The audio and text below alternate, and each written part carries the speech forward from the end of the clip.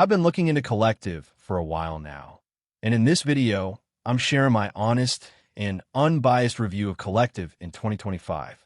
I'll walk you through everything from its key features to some of the risks you should be aware of. So by the end of this video, you'll have a clearer understanding of whether Collective is the right choice for you. Let's get started. Collective is a financial platform designed specifically for self-employed professionals, freelancers, and small business owners.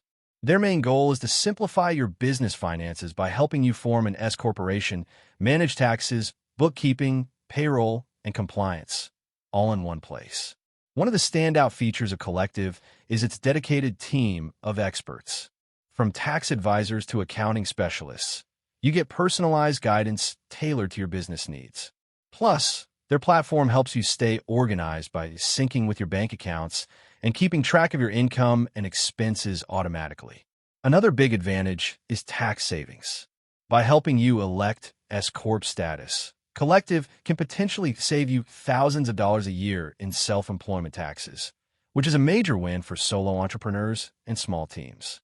However, there are a couple of things to keep in mind.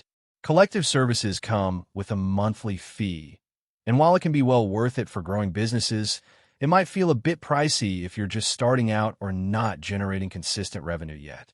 Also, Collective is best suited for US-based businesses, so international entrepreneurs might want to explore other options. Overall, Collective offers a powerful, all-in-one solution for managing your business finances and staying compliant. If you're a freelancer or business owner looking to save time and potentially reduce your tax burden, Collective is definitely worth considering in 2025.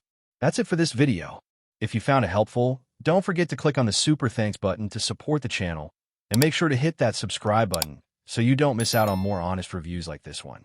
See you in the next video.